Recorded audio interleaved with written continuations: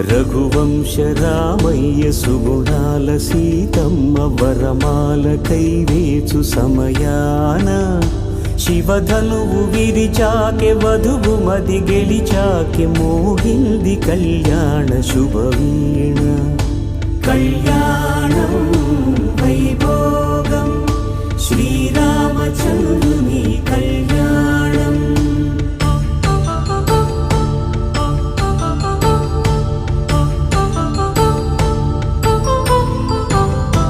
అపరంజి తరుణి అందాల రమణి వినగానే కృష్ణయ్య లీలామృతం